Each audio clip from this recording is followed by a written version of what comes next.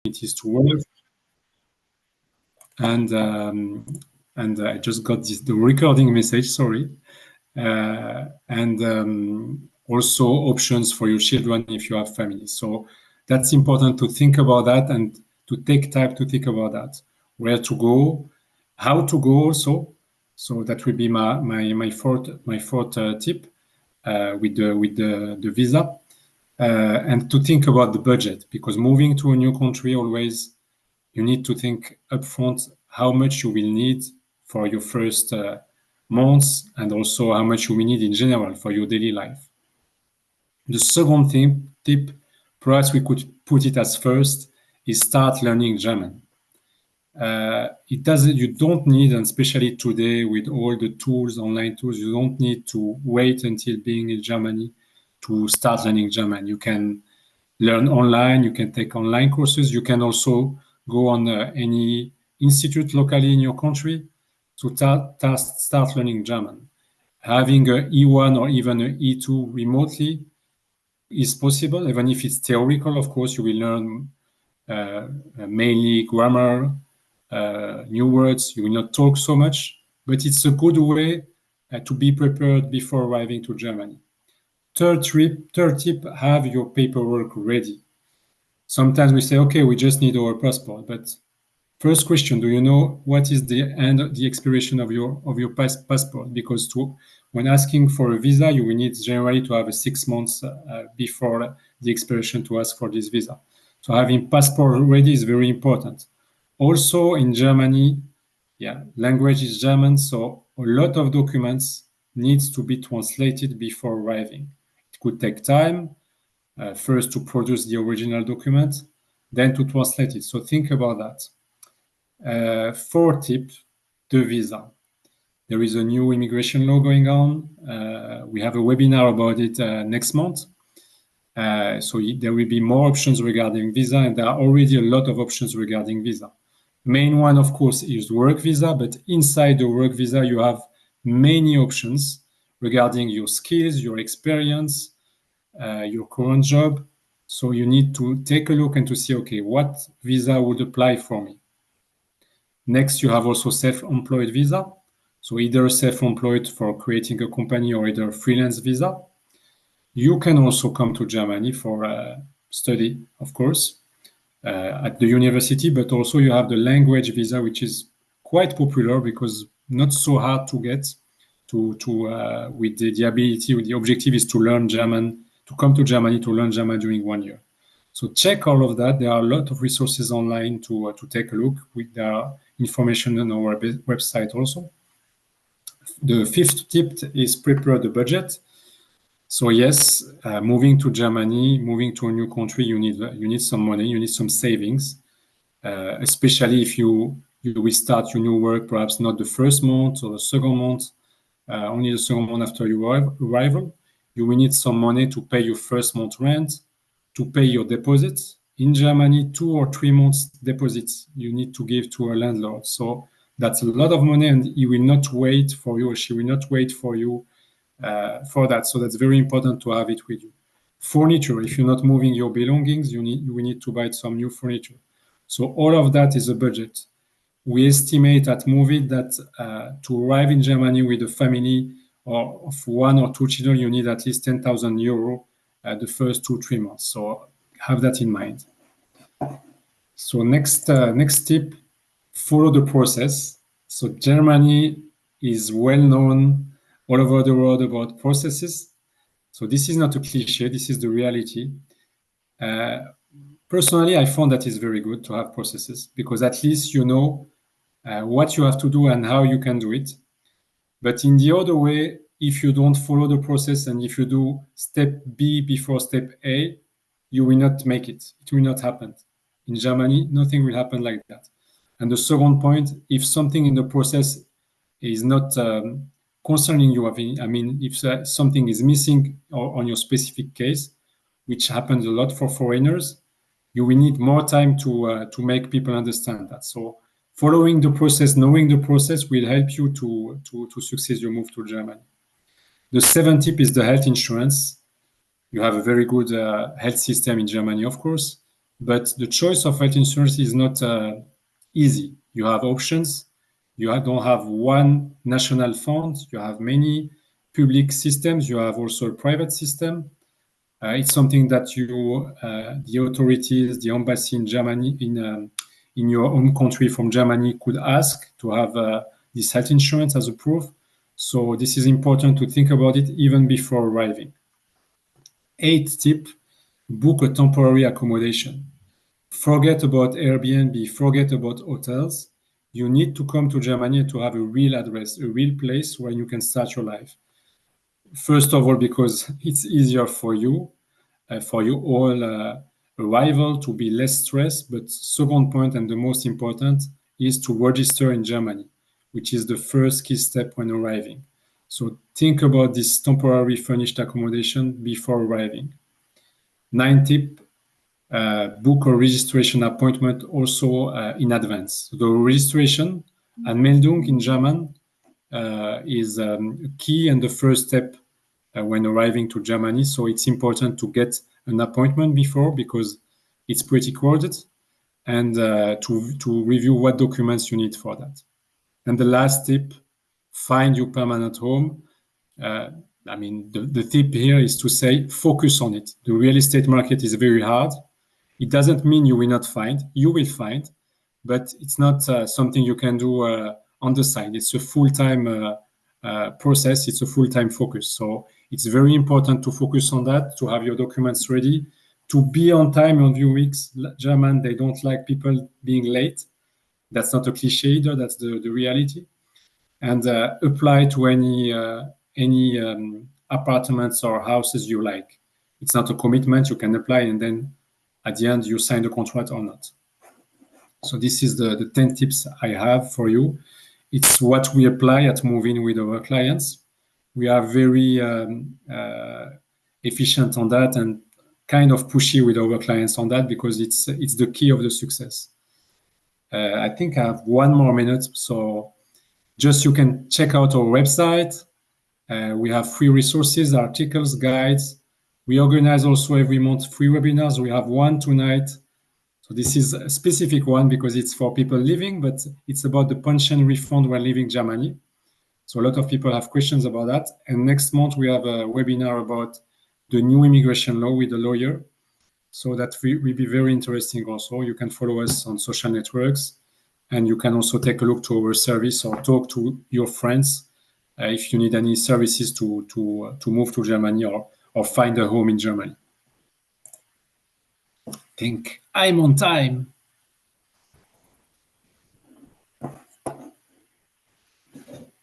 Well done, Tarik. Congratulations. That was very informative and so interesting. And so many of these aspects we are struggling with as Germans as well. And you sound like a great company, as if you are replacing the nagging parent for the immigrant to get stuff done. Can I ask you to tell me just one last question, what you found hardest yourself of these aspects? Honestly,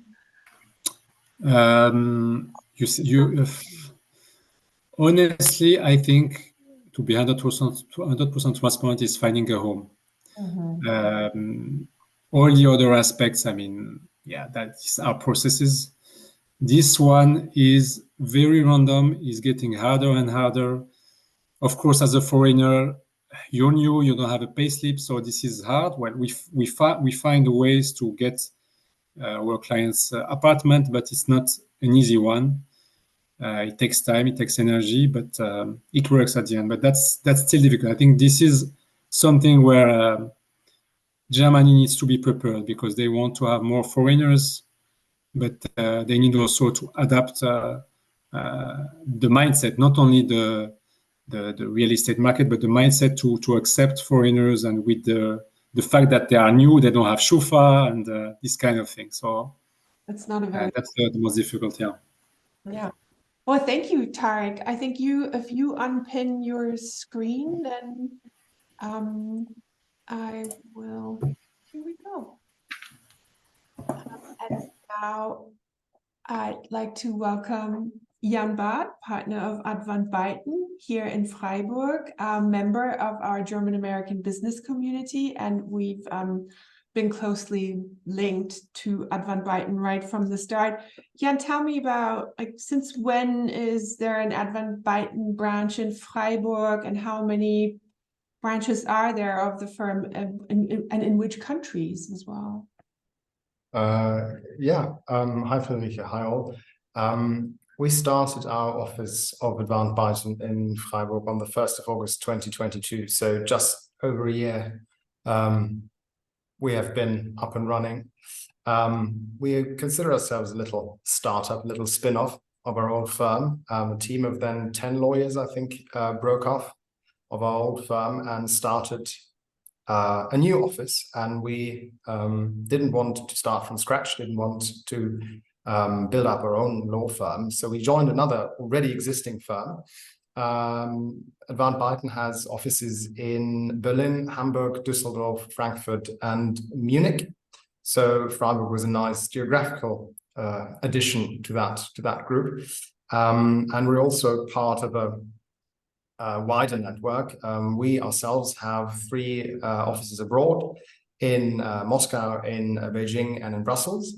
And we're partnered with 2 other Advant firms. So Advant is kind of our umbrella brand, and our partners in France and Italy are Advant Alternat in Paris and Advant NCTM in Milan and Rome. So we cover pretty much the better part of continental Europe, which is the idea behind Advant, and which was the main reason for us to join Advant Beiten when we had a long list of potential firms to join. Then it was a short list, and then it boiled down to one name, and that's why we joined Advant Beiten last year in August. But many lawyers that joined the new Freiburg office were already quite established in Freiburg. But how was your first year? It was a combination of a very startup-y spirit, a lot of fun, a lot of work, and some problems I would never have anticipated beforehand. As always, you prepare for the entirely wrong stuff, and you're completely baffled by what then turns out to be a problem. I think, Tarik, you have the same experience when people move here. They probably worry about what to pack for the cold weather in Germany, and don't follow the process, as you so rightly put it. Well, it's been a very interesting year, I have to say. We started out with 10 lawyers. We've now grown to 16 over just 1 year, so a 60% increase in 1 year, which is quite a lot. But even more impressive and overwhelming in a way is our growth on the non-legal staff side. We employ a lot of trainee lawyers, people who are still at uni, people who are doing their legal training, people who write their PhD while they work for us and with us. And I think we started out with some 10, 12 people, and we've now grown to over 40 of them. Wow. So there's a lot of, you meet, when you go to the office, you basically meet new people every day, not just clients, but also people from your team. They seem to be popping up left, right, and center these days. Mm-hmm. But that's a lot of fun also. Well, it seems like a very dynamic, very young team. You have some very, I would say, prominent wise guys in the background. Yes.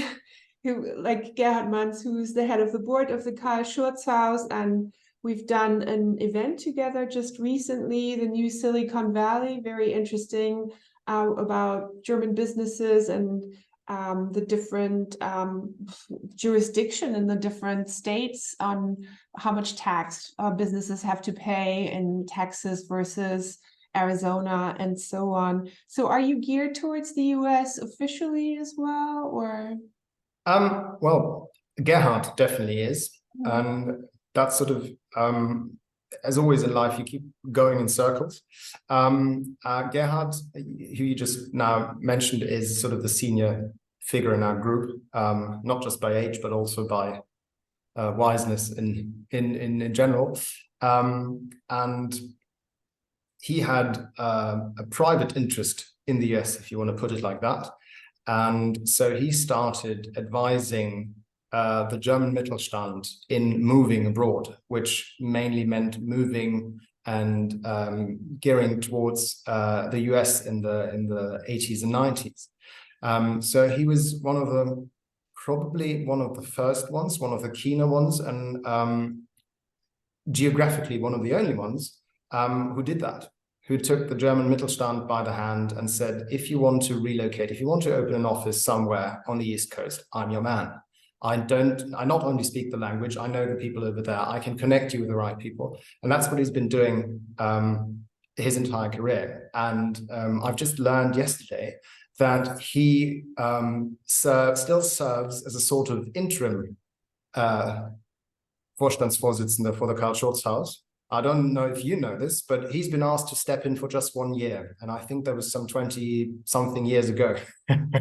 You just made me very nervous there. Well, yeah, no. I think it's all settled now.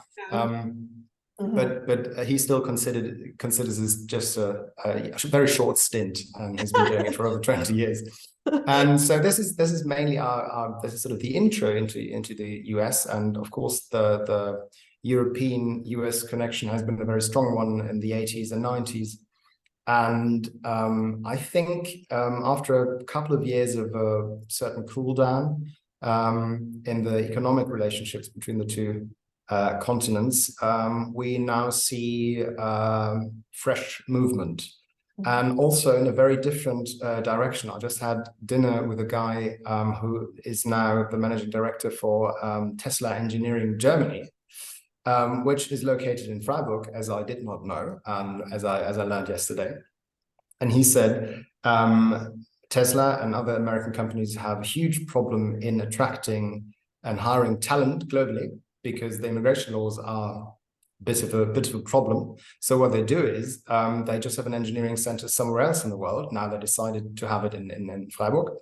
And so they're trying to attract talent globally and make them come to Freiburg, because immigration laws are just that much easier in Germany as they are compared to the US. So again, something that is very interesting, another branch, another direction towards the US, just the other way around this time. Right. So there's always loads of business with the US. But to answer your question after rambling about something completely different, we're not specifically geared towards the US, but it is something that is very much on top of our list when we list our qualities and why we stand out from other law firms, is our very strong ties to the US American market and our deep knowledge of companies here and there. That makes you a very interesting partner for us, and a great member of our business community, because we can really focus on the things that are important to the members of the Carl-Schurz-Haus as well. And we share a greater audience together. But can you also tell us, I mean, if you focus on commercial law, there are, of course, these cases that are within Germany, but can you give us an example of what you are working on? Yes, absolutely. I can give you an example of what I'm working on currently, which is rather boring. And I can give you an example of something that we as a team are working on, which is a bit more interesting because it has a strong US connection. What we do as a firm, as you've rightly described, is pretty much business law in its entirety. We do everything from commercial law, corporate law, M&A, employment law, white-collar crime, whatever a business needs, we offer.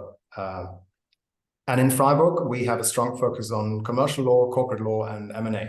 So I mainly do M&A transactions, buying and selling of companies, and corporate litigation, shareholder disputes.